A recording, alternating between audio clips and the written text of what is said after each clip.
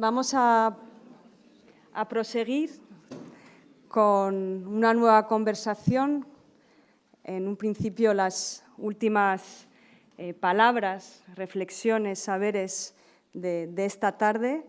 Y tengo el honor de presentar a estas dos bellísimas personas. Muchísimas gracias por acompañarnos. Lena, artista visual y narradora gráfica, ¿no? que con su claridad ética y estética intenta iluminar las complejidades de la existencia humana, una mirada lúcida, compasiva sobre la condición humana, siempre intentando comprender y representar la complejidad de nuestras vidas, con una voz también crítica, pero profundamente humana.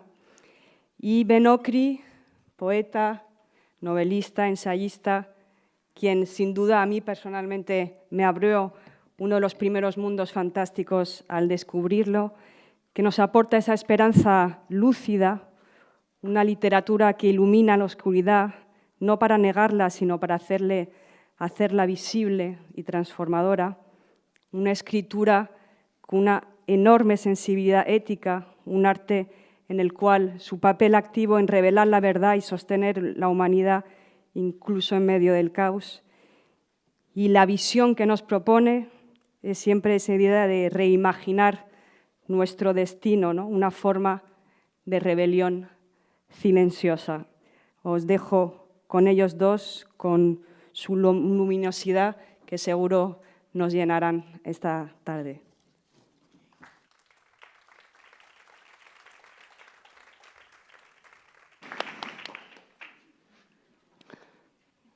I think the mic is with me now. Hi. Thank you so much for this great introduction. It's really humbling. I have to say I hope I will be lucid. Most importantly, I hope I can share with you some knowledge, something that I've learned through the 47 years that I've lived so far. So I will start with the first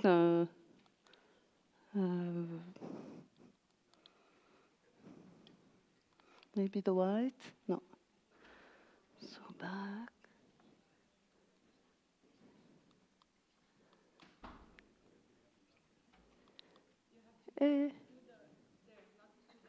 Oh.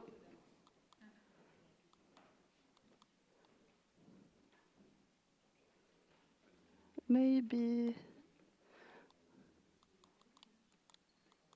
Okay, so it's okay. I will just start with this slide and say that, I mean, I studied in a French missionary school, French. My mother is German, and I lived in Lebanon during the war. So I struggled with language, and I ended up drawing, thinking that, you know, I will never have to speak or use words again. And like today, I'm always a little bit surprised why people want me to speak when I draw.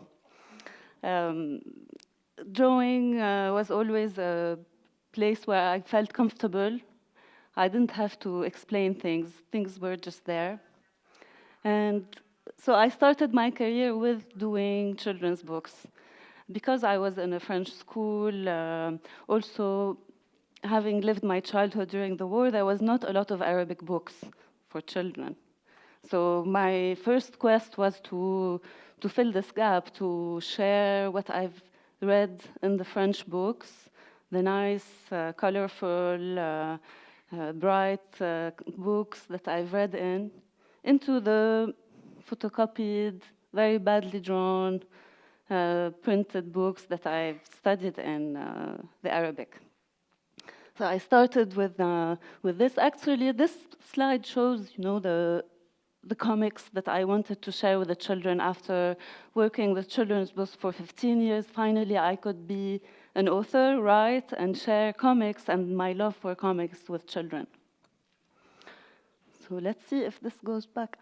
So I mean, this is a book that I've wrote more recently, and it's about perspective, teaching children, you know, to appreciate what they have when I show them the different perspectives around what they have and how to value that.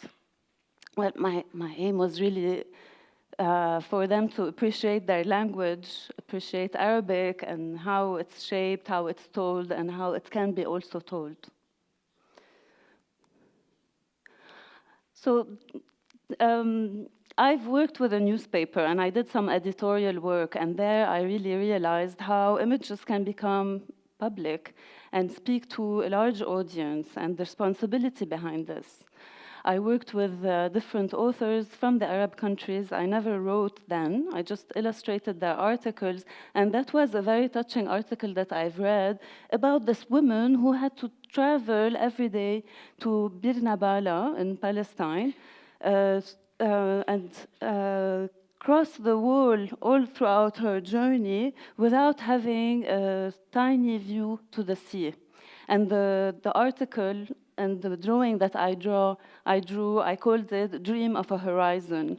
So then I've started to understand how images can be funny by subverting certain things. And here, playing with the verticality and the horizontality of the wall, it made me realize what I could unfold.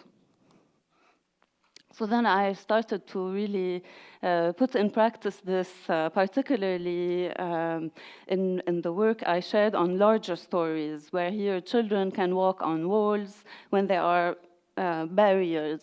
And following on this idea, I started to also create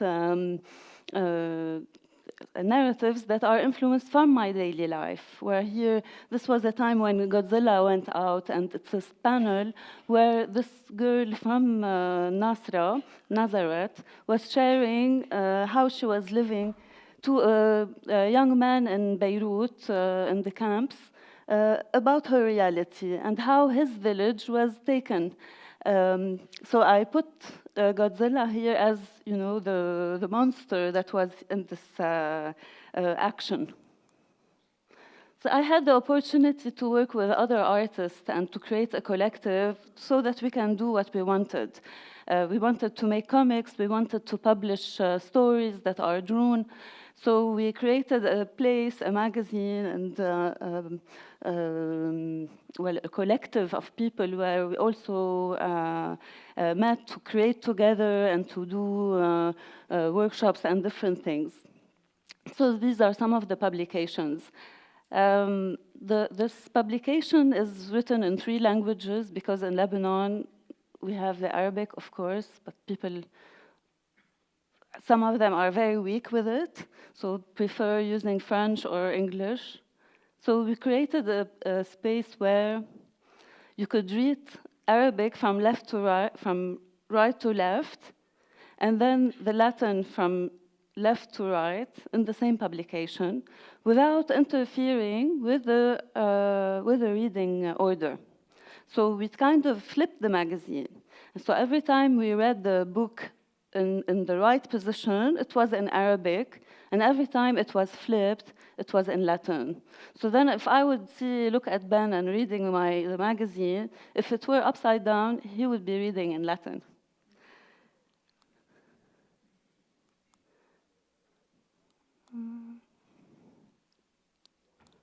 Okay, so with that, we created games where we would meet so that we can create together comics, which we understood in the larger sense as the combination between image and text to create a story. So these are some of the images. And I mean, for me, it was really amazing to have the space where I could publish anything I want and to create things that are not existing and that could also subvert. So here, having this, the silly mask of the superhero on this amazing woman whom I thought were, resisting and doing some kind of a revolution on the book, I could publish this. But also publish this absurdity of, standing still with nothing much to say in front of a soldier, fully equipped, ready to fire. But this was also a reflection on the relation between women, the generation of women, how women resist also aggression and violence, how I also relate to my mother, my sister, my friends. So the collective also allowed me to have a space to discuss different things, and this was discussing the violence that comes from certain words that we use to not to speak about religion, but to use religion so that we can become violent. And so here I mix Muslim and Christian iconology, if you want, in one piece where I am the protagonist, which is a lot of fun for me, being the hero of St. George, you know, fighting violence in our language. But humor, so we are talking about laughter here, and I mean, when I think I was confused since very young with language and different concepts, when to laugh, when to use this word. So, I mean, it was always kind of a confusion, a general confusion. And I think it's portrayed here very strongly in this panel that I made in 2006. Suddenly, well, the war I lived as a child ended when I was 13. And then when I was around maybe 35, there was another war, and the Israelis attacked really brutally. So the reaction here is, I called my mom. Did you hear what happened? The second panel. What happened? What happened? What happened? And I mean, here I discovered repetition could be funny.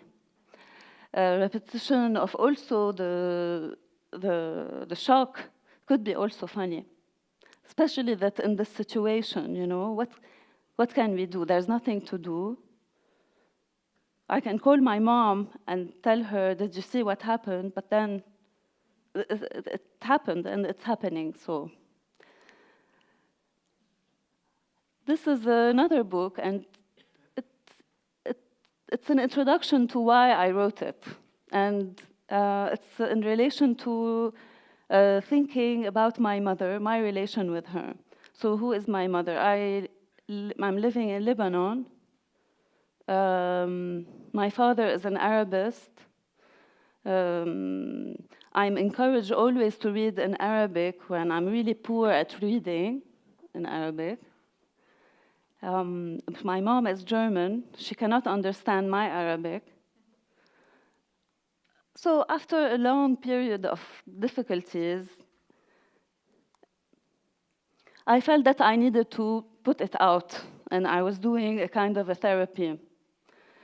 Also, this is something that, you know, thankfully we have in this century, therapy. It helps us to understand what's going on. So, I mean, I wrote a whole book about my mother and how she became Lebanese.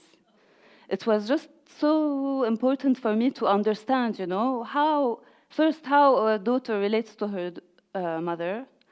Second, how our languages were difficult to be between us, but also it's the only thing that is between us.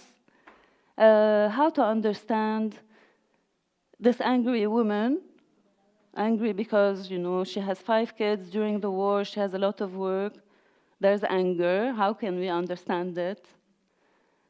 So it was all these questions that shaped this book, to understand also how we can live in another culture, adopt it, and still live, you know, in between, you know, being the foreigner or being, you know, the one who adopted this new reality. So I like to play with this as well, because I don't look very Arab. As you can see, I look very German. But if I speak German, it will not look like I'm German at all. So I mean, here I This is during the revolution in Lebanon, recently in 2019. And I was writing every day online on social media. But this is a special one that says, you know, a small break, and then I'm going back to the revolution. Then later I wanted to experiment a little bit more, and I created this character who is queer. Her name is Maya. And she's right after the 2019 crisis. In 2019, we had a big crisis. Everybody lost all their money. Very absurd situation. Our revolution failed as well.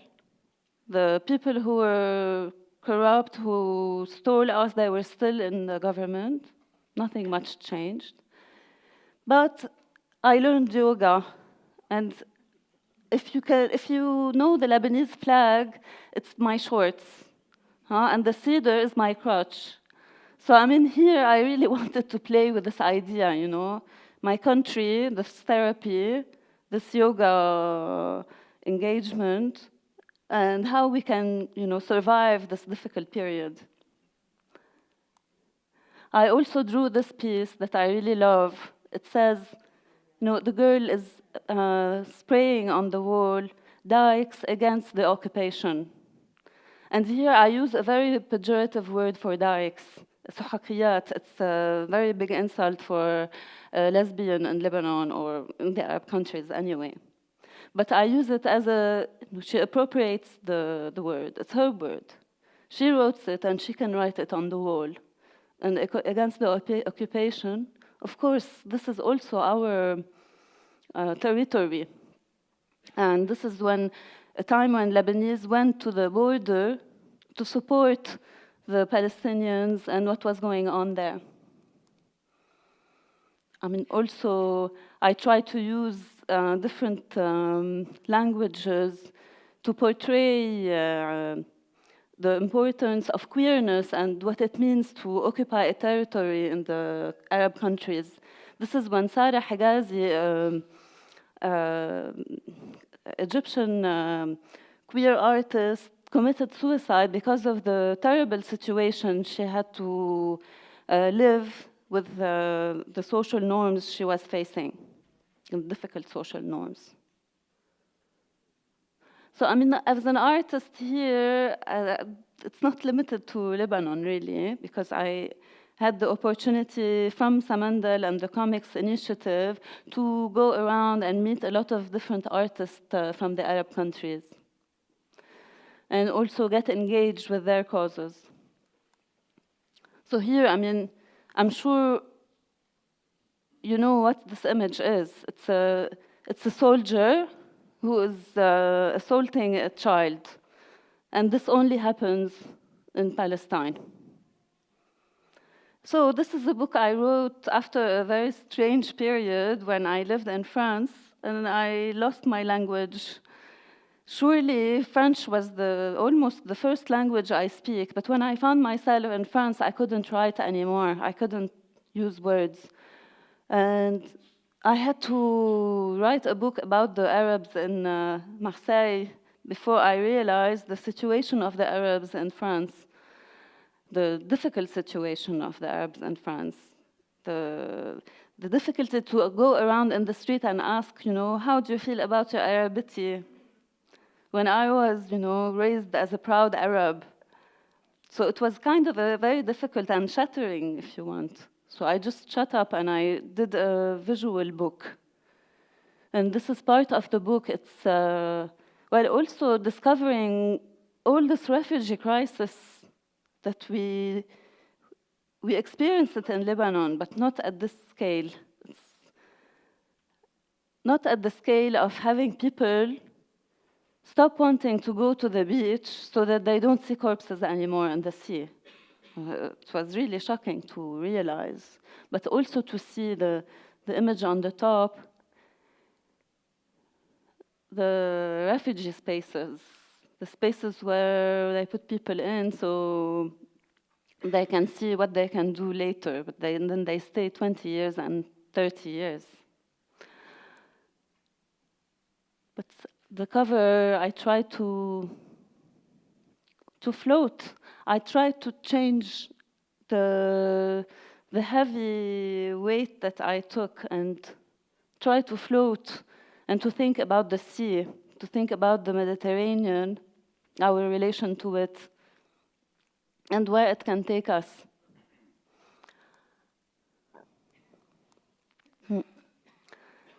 So with this, I end my talk. I was hoping to make you laugh. I was thinking that one day I went to a Palestinian camp in Lebanon to show them my work and the work that I did for kids.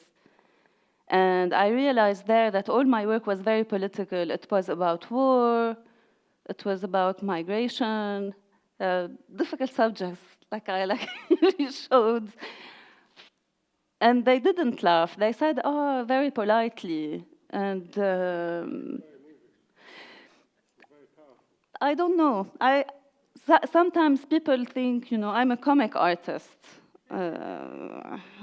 Comic, not comic. I make images. I make images and struggle with language. So after this book, I'm writing a book, a new book, about all the people who are helping the refugees in Europe, on the gates, on the borders, what they are doing. It's not a funny book either, but I'm trying to give it as much feelings, tactile memories, things that people can not embody, but materialize. Someone was talking today about this materialization, and I really thought about this. I thought, the news that passes us and the ones that we finally understand, it gets to us. It gets to us that there is a genocide in Palestine. It gets to us. Now, what can we do? So, yes, I will end this here. Thank you. Thank you very much. Thank you.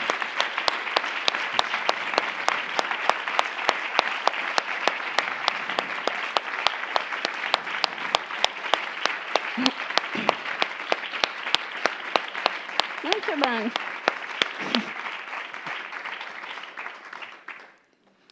Thank you, Lena, very much for that. That was very moving. You almost brought me to tears. You work with images and struggle with language. I work with language and struggle with images.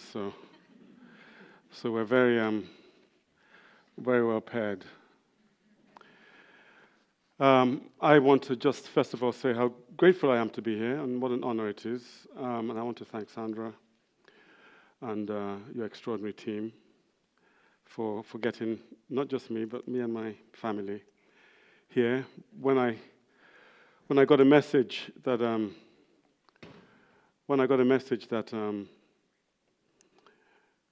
there was an Albert Camus festival in Menorca, and would I want to come to it? My first reaction is, hell yes. I love Camus. He was one of the first writers I read when I came to England the second time. He was one of the writers who made me feel strangely comfortable with being there. I was 19, and he was writing about his childhood in Algeria, his difficult childhood, and I kind of felt he was a fellow spirit. My essay is called Camus and Play. Anton, the gentleman I met and got on with very well, asked me at lunch whether I was going to share my wisdom with you. And I said very quickly, no, I'm going to be sharing my folly and my foolishness. And that's what I'm going to do.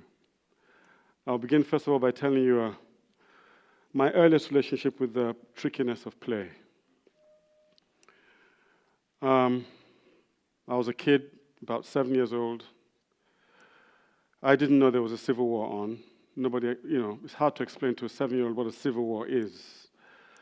And it was late, and I'd been kept indoors for a long time, and I just thought it's about time I went out and played. And it was nighttime, and I went out. I just snuck out of the house and wandered down the street and came to the stream that was at near the back of our house, and I saw this, what I thought were crocodiles and stuff on the river.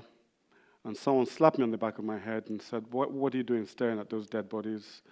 Then I realized for the first time that there were young men who'd been shot and thrown into the river. I fell into a kind of hallucination, was unwell, got taken to the village to be treated in an old African way. And that's my first relationship with play and history. But that's not what my essay is about. My essay is in 2 parts. The first part is Camus and play. The second part was inspired by my daughter yesterday. While we were listening to Leila's excellent opening speech, looking at the sea, my daughter spent her time with a long spoon fishing out bits of orange juice from the mug with a spoon and bringing it over to her glass, pouring it in, going back again, trying to spoon out a very small quantity of orange juice into her glass, poured it down again, and she just went on doing this endlessly. And I looked at her and I thought to myself, well, there isn't anything you can say. That's the spirit of play. So the second part is my daughter's inspiration, in a way. Camus and play, part 1. One would never normally associate the solemn and illustrious figure of Camus with the spirit of play. It seems an absurdity to link the master of the absurd with the spirit of play. His early essays were steeped in an atmosphere of poverty that excluded lightness of spirit. One almost never associates Camus with fantasy, with spontaneity, with the spirit of caprice and the gods of transformation. And yet, precisely there where it seems these qualities are absent, one must investigate deeper, for the spirit of creation is impossible without the spirit of play. Camus may have hinted in his essay on the absurd that to create is already a primary response to the fundamental absurdity of existence. It may even be in itself an act of absurdity responding to a sense of absurdity. That one can make anything in a world that is beyond one's fundamental comprehension is already an act of humor, of disjunction, a tilt within a tilt, as it were. The world does not make sense, and yet one tries to make something that in itself and in relation to the world would make sense, would cohere. It is as if one were saying that the world does not make sense, but within that senselessness, one will make something that will make sense. This is either a presumption or it is the only way to respond to the meaningless. But the fact that one can attempt to create something that will make sense is to assume that sense can be made of anything. If the universe is meaningless, then how can one make anything that has meaning within it? For whatever one makes will be made from the elements of that which is meaningless. Reasoning logically, that which is meaningless on a vast level will also be meaningless at a quantum level. So either the universe is meaningless, and so therefore nothing that one does can have meaning within it, or we humans are meaning-generating beings and have within us a faculty for making meaning out of that which we do not wholly understand. Either way, the act of creation is the beginning of a transformation that one understands or not. To create is to make a universe within a universe, to create coherence, to work with the elements of chance and to order them, to transfigure the spontaneous. Whether one creates deliberately or spontaneously, whether one creates through rigorous acts of reason or through elements of chance, it is always towards making something that was not there before. It is to impose a new form on the universe, give it a new meaning, a new inflection. It is to assert the malleability of the primary forms of thought and the things responsive to thought in the universe. It is to enter into partnership, into conversation with the universe, with the small and the great, with language, and with the imaginative faculties of other people's minds, which are a mystery to us. It is, in fact, to engage with the universe and others in a way that transcends work or the rigors of reason. It is to engage with the universe and with others in ways that cannot be proven in any scientific way. How can one know that a sentence one writes or a line that one draws is received or perceived in anything resembling the spirit in which they were created? The level of trust required in an act of creation goes beyond reason. It enters the realm of faith. It slips into the world of fantasy. For to create is to extend the world in directions that did not exist in the world itself. It is to supplant one system of reading the world with another one while referring to the primary universe in a parallel way. That is the essential spirit of play. Children engage with the world in a parallel way. For them, it seems to me, mostly there are two universes. And the primary universe can only be indirectly referred to and manipulated by the secondary universe. It is as though children lived in a world of metaphors, as though the world we adults take to be the real world is not the real world at all.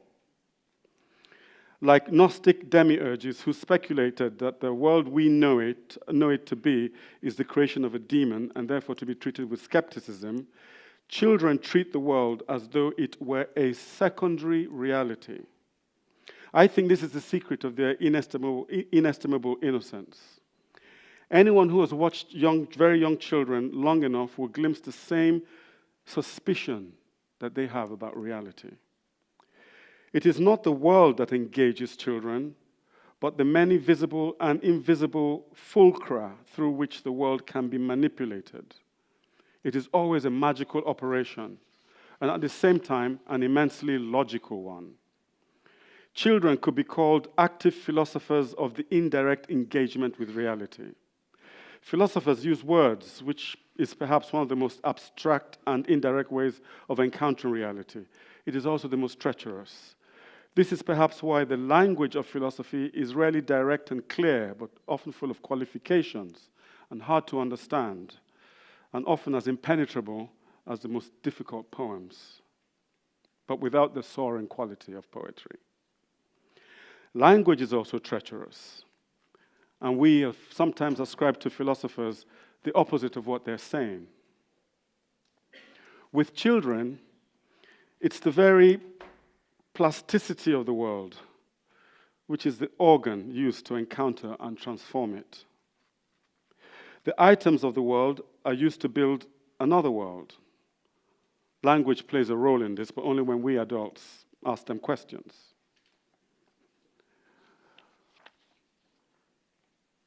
But play has to be taken seriously if it is to fulfill its highest condition as play. Taking play seriously is not the same as treating play with solemnity. For solemnity brings something of the classroom, something of the gloomy atmosphere with which we adults surround activities that give us no pleasure. But the seriousness of play is its absorption, its immersive qualities. A child building a sandcastle is more concentrated than a mathematician attempting to solve Fermat's theory, or an architect at their drawing board. I think we have much to learn from the profound depth of a child at play. And that is because to play is to enter another world, a world that one is creating and sustaining by the act of one's lightest but most powerful will. It is not the same will as adult concentration, which is all muscle and heat. The will of a child at play is as gentle as an angel's breath and as vast as the mind of God. For a child at play is perhaps the only genuine co-creator in our patch of the universe. Play is at the heart of creativity, and the creativity without play quickly turns to stone in the hearts of men and women. I think we have massively underestimated the central value of play to human survival, and we have tragically sidelined play from the main business of our deeds, our policies, and our highest dreams. We have made play a thing only for children and perceive of it only as something that children and people at leisure do. But what we call play, our leisure activities, our card games, our amateur tennis, our charades, are often really only playing at play. So structured are they, so slotted in to the portions of our life that we have called holidays. For most people, play is that which alleviates boredom, but boredom and play belong to two very vastly different spheres. They have one or 2 points of intersection, but they're best thought of each in their own domain. It is with boredom that we first find Camus' presence, for boredom, contrary to the general thought, is an important subject. Boredom has its place in the philosophy of the absurd. It is a condition in which meaning seems to be drained from the world. Ennui is absurd adjacent, to use an English phrase. Ennui is a word that crops up in existentialist and absurdist texts. It is the everyday existential. It is the very opposite of the spirit of play. For play does not banish boredom, nor does it transfigure ennui. Play does not come from boredom, for that would be the assertion of a negative condition for the spirit of play. Rather, play is its own declaration of presence in a universe poised with possibilities. To play is to return to the primal power of being. It is to return to the original creative impetus. It is the sovereign freedom of mind and a reassertion of the elasticity of what seems like the fixity of the world. Sartre in La Nausée hints that jazz is the only antidote to the nausea of life. And jazz is nothing if not play. It is not just playing, it is play, improvisation as play. To the same degree, to write is to play. It is to move abstract notions that parallel real things. But to write fiction, to work with a novel, is a very particular kind of play. It is a play of mind and fantasy, of imagination and reality, of emotion and thought, the supreme play of the intelligence. Among the many things that children engage in when they build worlds with their toys, their Lego, their bricks, their toy houses, is that they're making alternative worlds. Childhood is the first dreaming ground of the novel, a form that spent over 3,000 years finding out what it is. And with every new novel, every new book, still tries to discover it, because the novel was never meant to become a fixed form, but always an improvisation, a discovery, a new way of responding to the complex mass of experience, a new way of projecting a complex mass of possibilities. The theater play is, for all the serious things it does, still always play, and essentially not much different from children playing at nurses and doctors, or at racing car drivers, or matadors. Play may be the universal antidote to the absurd. When the universe seems drained of meaning, play restores to it a freshness and a perspective that radically alters that consciousness. Camus had a Mediterranean sense of play, and in his essays and travel writings, he often shows us figures who love the sun, who luxuriate in the sea, and who like to pass time in cafes, or who sit and stare at the world, worshipping the beauty of their youthful bodies. Camus' sense of play expressed itself in wit, in banter, in dialogue. He was a goalkeeper when he was at school, and he had some of the goalkeeper's solemnity, as well as some of the goalkeeper's insouciance. As one stricken with tuberculosis, he had a sense of mortality early, which contributed to his conception of the absurd. But it is a sense of the absurd saved from the tragic by the sense of rebellion, the sense of play. For play is one of the few things that seems capable of generating its own meaning, its own raison d'être. And that is because it is its own universe. And a universe one dreams up is easier to live in than the universe in which we find ourselves. In the universe we dream up, we make up its own laws. We invest it with its own reality. In that universe, we are emperors of the spirit. Perhaps in that sense, perhaps it is that sense that gives childhood at play its royal serenity. Everywhere in the world, children in solitary play are like kings and queens of their realm. There is a painting by Chardin called The Card Player at the National Gallery. It's about a boy in a beige jacket and a tricorn hat. He's playing a card game by himself.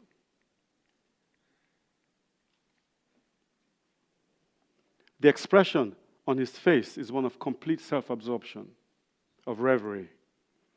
I have seen that look on the faces of children building sandcastles on the beach. I have seen it on the faces of children building hotels with their Lego or working with their Sylvanian families. I have seen it more on the faces of children making walls with stone and bricks, with bits of straw or discarded objects. Childhood is a natural artistic condition. Play and creativity have slightly different origins in us, but quickly feed into the same river. The origin of play is different from the origin of creativity, for play is its own world. It has no other purpose but itself. Whatever it achieves from the expression of its condition belongs to itself alone. Play has no purpose and strives after no meaning. It somehow transcends meaning. It is its own meaning. It strives after nothing. It comes from no lack, no neurosis. It is not triggered by anything. It is wholly voluntary, and its responsibility is only to itself, to maintaining the asymmetry and the harmony of its condition. There is no guilt in play. A child may spend most of an afternoon building imaginary space rockets in a shed, and if it comes to nothing, the child has had a grand time of it. But whatever it has built, in any case, is successful in his mind, in the child's mind. There are no end games in play, for it is its own end game. Play needs no strategy, only those unspokenly required for carrying out the fantasy of its task. Often it is a self-appointed task that comes from the integrity of the playing mind. There is therefore structured play and authentic play. Structured play is when tasks are designed for children to occupy them so adults can carry on with their own business. This is play that treats children as a hindrance to our own lives. This is not really play. Many things fall into this deadly category that slowly turns our children into robots, into slaves of images and manufactured narratives. Expensive gadgets, complicated toys, high-tech distractions all fall into this category. They are not really play, but new addictions that we foist on our children so that we can answer our emails or meet our deadlines. Authentic play is the play that children devise for themselves. Such play is often transgressive, for it seems that children find more pleasure in play that goes against. Left to themselves, the child would trash a room. Left to themselves, they would create the most improbable combinations from stuff left lying around the house. We come back and find the disorder they have made. But if we could be a fly on the wall and watch them through the process, we would find them profoundly engaged in a creative act beyond our comprehension. True play has in it something essentially transgressive. When play spills the boundaries of the play is when play activates its deepest needs. One could almost say that play, am I going too fast? One could almost say that play is the profound need to disobey. It is how the self knows itself by obeying its own impulses and rebelling against the boundaries set by others. I should say quickly that while my daughter was moving bits of orange juice from the mug with a long spoon into her cup, she would often look at me to see what my response was. The more angry I looked, the more she enjoyed doing it and taking a really long time to do it. I'm just saying.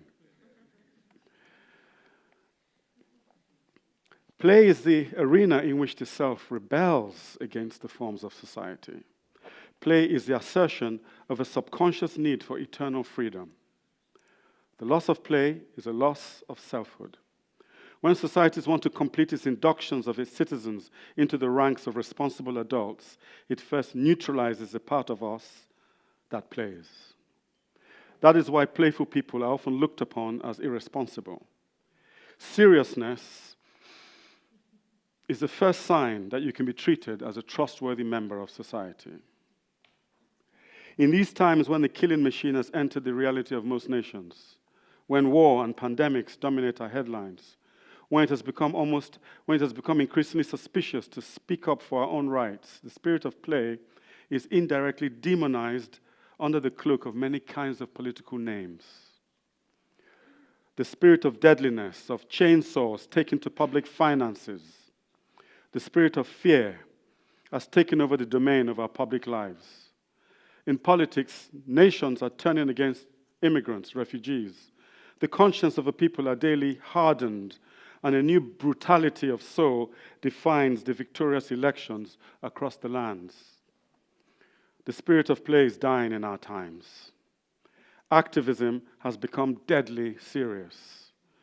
Humorists are slowly losing the will to satirize the powerful, the tech billionaires that now dominate politics, apart from our good friends that we saw earlier today.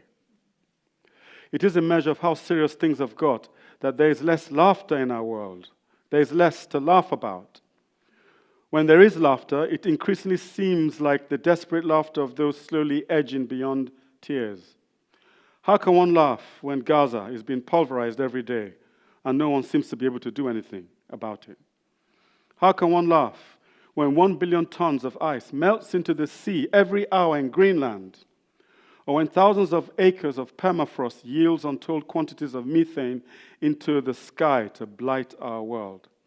How can one laugh when Ukraine burns, when ghastly wars rage in South Sudan, when migrants perish in quest of better lives? Laughter seems inappropriate, even cruel, in the face of the things hanging over the human race. But the spirit of play is more central than laughter. Baudelaire drew our attention to the demonic dimensions of laughter. The spirit of play is, however, an intrinsic part of the instinct of survival. It is more fundamental than the need for beauty. For our impulse to make, to create, whose complex tessellations became the deeds of civilization, has its roots in the impulse to play. Cultures that become too solemn succeed in their economic goals, but dwindle in their arts. It is no paradox that great art tends to come from times of change, times of transition. The old assertion that great art comes from times of stability is no longer tenable. Shakespeare wrote when England was in a state of war and siege. Beethoven and Jane Austen wrote under the shadow of Napoleonic wars. Tolstoy and Dostoevsky wrote when the soul of Russia was undergoing a profound shift from a feudal world to one that would feed into the revolutionary tremors. At the heart of play is the urge to question, the necessity to redream, to follow the aesthetics of wonder, to dissemble, and to put back together again in a new way. The spirit of play takes us away from established structures, away from that which has been before, takes us away from cliché, from the past, from the orthodox. To play is to engage with the new. It is possible to be serious in one's play, but it is doubtful whether one can play solemnly. The spirit of solemnity turns play into something else. The spirit of play is frozen by intentionality, by deliberateness, even by what we call purpose. It sometimes happens that our works of art begins in a spirit of play, and we quickly divert its energy to any number of worthy and noble ends. Works like those carry within them the spirit of our own betrayal. Most works of art betray the timeless energy that engendered them. We don't have enough courage to let the radical spirit of play have full reign in our works. We secretly think them childish till they are applied to big issues, to big themes. We don't realize that the spirit of play, like the diorama of the unconscious, encompasses the world and transcends our themes and our issues while containing them. we don't realize that the spirit of play contains what is true, contains with its truest expressions all the things we want to say and all the things we know and suffer, contains all of them in the most essential and timeless way. In that sense, we are not yet great enough for the radical spirit of genius we contain within us, in our cultures, in our collaboration, our solitude, and our solidarities. To my mind, the spirit of play comes from the same source as the spirit of love. For that reason, they're both infinite. They might be at the very heart of that mysterious and eternal hope that we carry within us. With the spirit of play, the heart does not turn to ice when bitterness surrounds it. And because the spirit of play does not regard the world as final, does not see the world as limited, it might be the secret power with which we outlast tyranny and oppression. If the world comes to an end and a few people remain, it might be the enchanted power of play that helps us rebuild again something better than has been destroyed. Play is intelligence multiplied by enchantment, but hidden in the most unassuming of places. It is an eternal paradox. Coming to the end. In the prologue to an early work called Tales for Some Two Sad Children, Camus writes, "It is time to speak of fairies.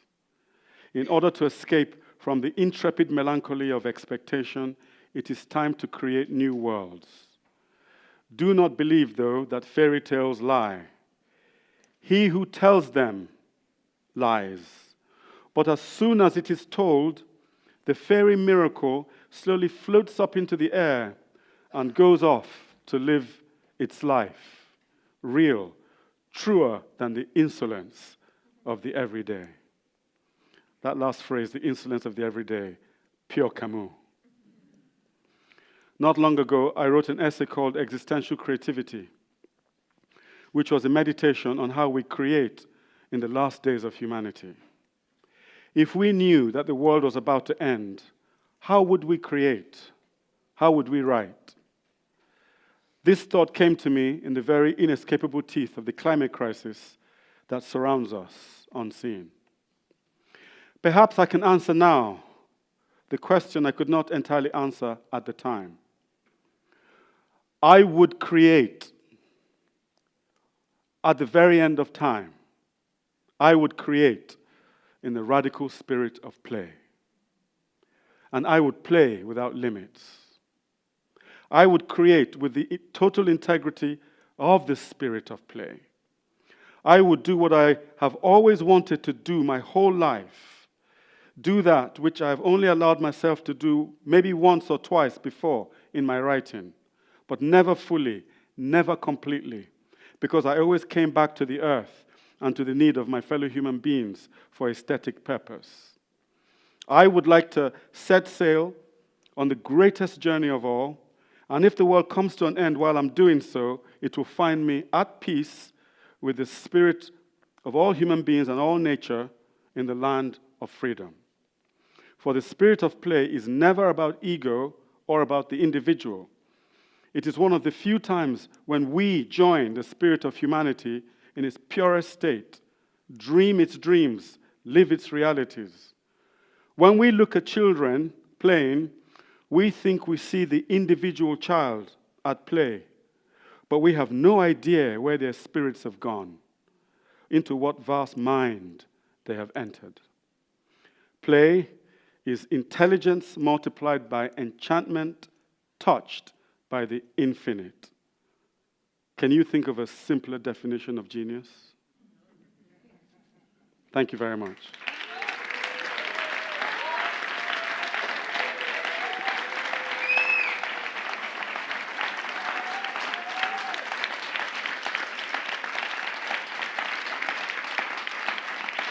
Thank you.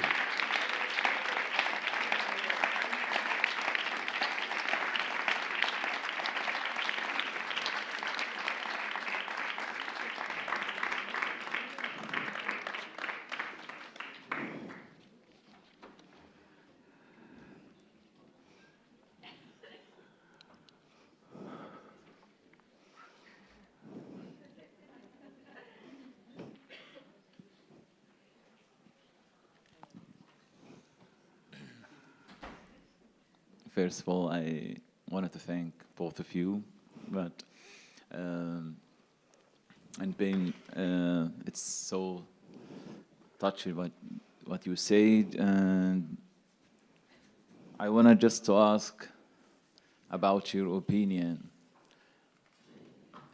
that we as a human create the alphabet, or the language, and we develop this language to make it very great and very deep and a lot of meanings.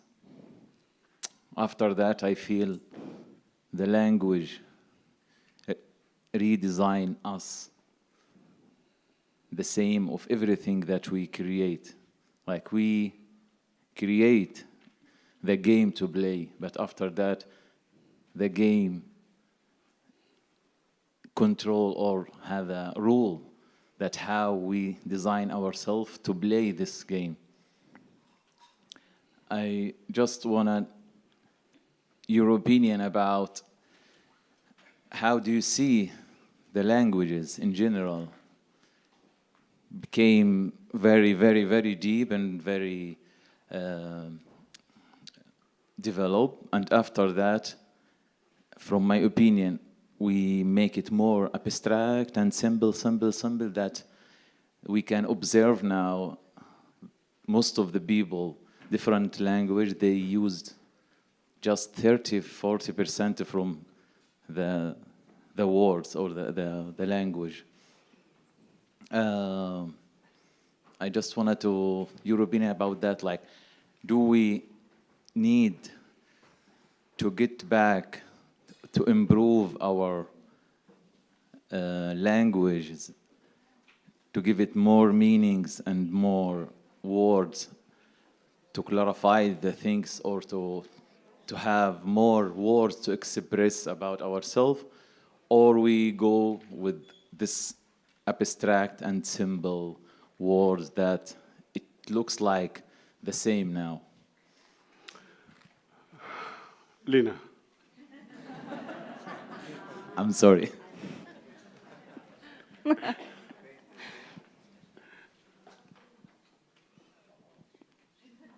No? Well, I mean, I thought about this language that you were creating, that you were thinking about, and I mean, I remember as a child telling us about Esperanto. It's like based on English, though, based on English. But today, exactly what you're saying. I'm sorry? It's based on all the many languages. But it looks a lot like English, or? It's Latin. Yeah, it's got many bits of French, bits of German, bits of... But carry on. I'm just brainstorming, and yes, I'm thinking maybe, I mean, today what we're using are, you know, the interface of our phone. These are the letters that we are using, right? So, I mean, going back, if you want to, also a pictorial alphabet, like the Japanese. But if this is something that will replace our language, I don't know. I mean, I speak a language that became rigid. Nobody wants to reform it. The Arabic. The reforms are very little.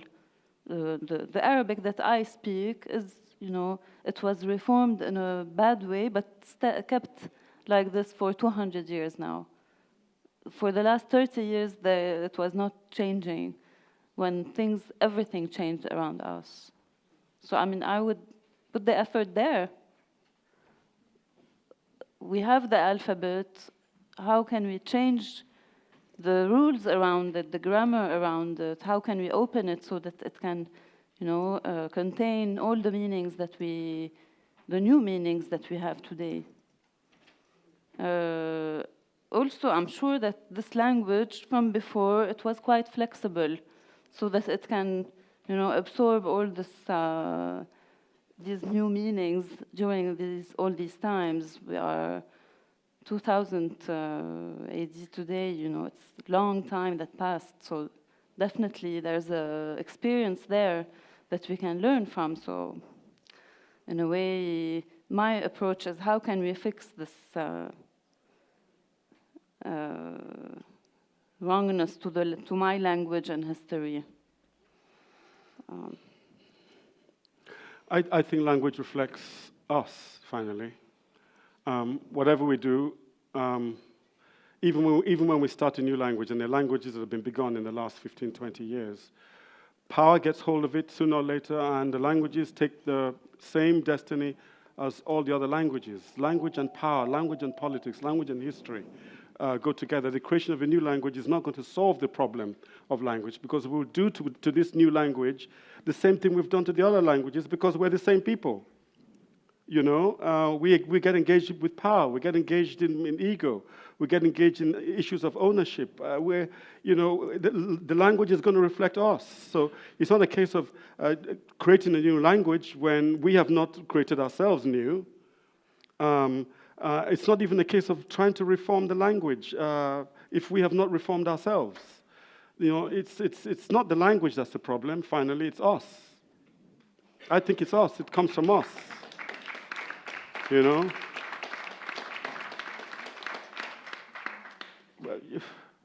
We're the first and the last problem, always. We're the first evil and the last evil.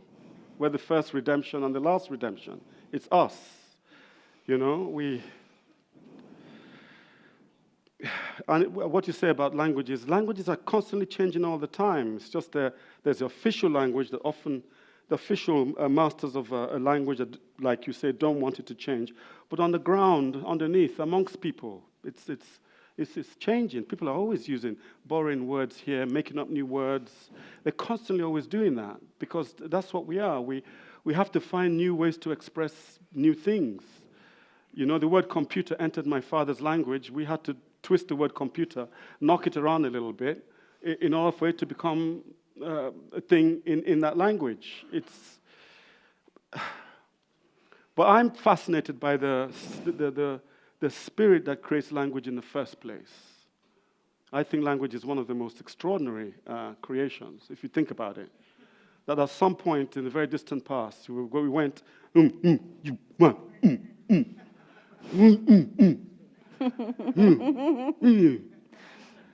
we kind of understood one another, I think.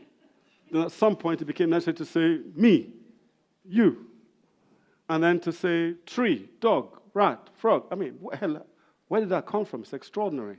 We kind of multiply the world with the confusion of designations. Kind of the imagination that created language, not just one language, but so many languages. I find that genuinely astonishing. And the kind of, for me, it's a celebration of the creativity of the human spirit, that we find that it's not enough to have a tree there, we have to give it 25 different names. Or like the Scandinavians, they say they've got, more than 200 words for snow. You know, when I hear that, I think, wow, is that creativity or is that hallucination? You know? But it's a really great question, and what you're engaged in is really amazing. The attempt to create a new language. It's just, you also then have to put into that somehow a spirit of genuine humanity that should go with the development of that language, so it does not become a language of power itself, you know? You give human beings a tool, the most beautiful tool in the world, and before you know it, they'll turn it into a weapon. We will turn it into a weapon. Why am I separating myself?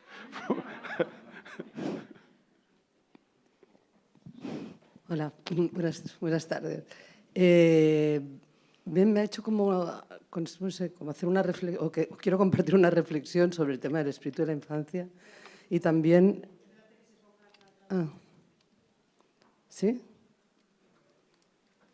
Can you say it again, please? Sí.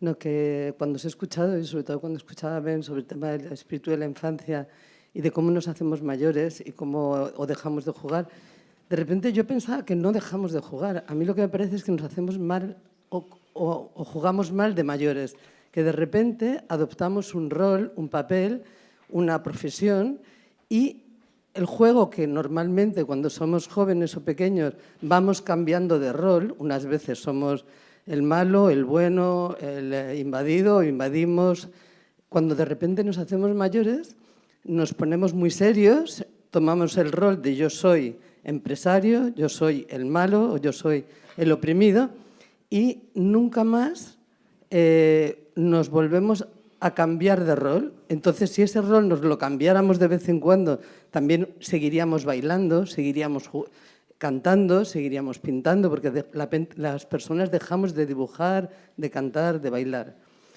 Y también sería la parte esta que ahora hablamos tanto de empatía, nos pondríamos en el rol del otro y entenderíamos mucho mejor cuál es el problema que tienen los demás. A mí me parece que ayer lo hablamos también con una amiga, o sea, el tema de las guerras, de la opresión, creo que de repente el problema más grave es que nos hemos empoderado, o se han empoderado, y sobre todo un mundo tan dirigido por hombres, donde no se lo pasan tan bien, no saben divertirse, han dejado de jugar. El poder hace que sean cada vez más serios y más rígidos, ¿no? Yo creo que muchas mujeres, yo me acuerdo saliendo de una entrevista, de una esto de trabajo con una de mis hermanas, que en una reunión muy importante, pero cuando salimos dijimos, ¡jo, qué bien nos lo hemos pasado!, ¿no? Como que habíamos triunfado, pero ahora volvemos a ser madres, ahora volvemos a bailar, ahora volvemos a jugar, ¿no? Y nos lo tomamos menos serio, ¿no? ¿No creen que a lo mejor si nos tomáramos menos en serio ser tan adultos y tan interesantes y tan inteligentes, el mundo cambiaría?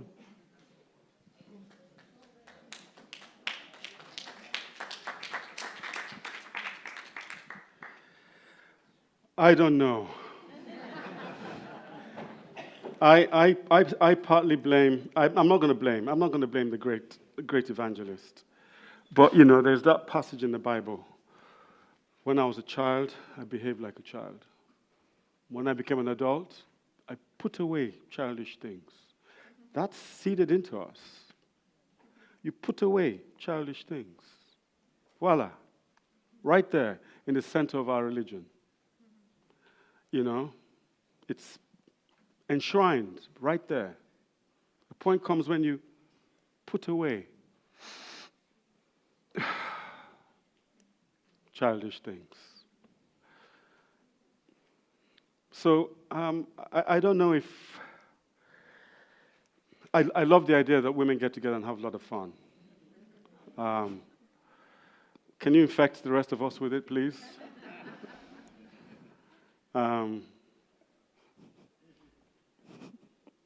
As for taking ourselves less seriously, I don't think it's a case of taking ourselves less seriously. I don't think you can scale down the seriousness. I think we just need a completely different spirit, or a completely different orientation. I think we should dance more. I love the fact when Yinka asked us all to stand up, everybody stood up. You know, it's not because of the beautiful authority of her dancing spirit, of her flamenco body. I think it's because we wanted to engage in the spirit of play. I think inside everybody, inside even really serious people, inside mobsters and gangsters, even dictators, inside all kinds of very tucked away inside there still is an urge to go back, to go forward to that. But, you know, we think society will frown on us. We might lose our jobs. People might think, oh dear, he's lost it. You know? We're scared of what people might say. We're scared of being ridiculous. You know? But I think we should embrace being ridiculous, no? No?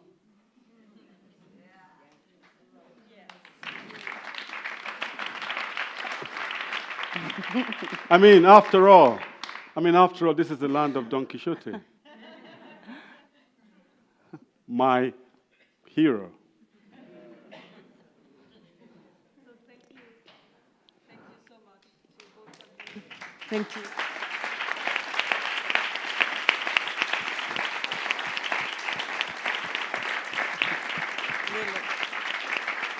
Really, thank you so much for engaging us, in this spirit of play, of understanding play as a place of rebellion with your pictures, rebellion with your words, engaging with this both intelligence in a different way. Thank you so much. And I think that now, after these words, we're going to also feel the music that is coming, like to feel also this sensitivity that we talk about through your words. So thank you so much, both of you. Thank you. Thank you.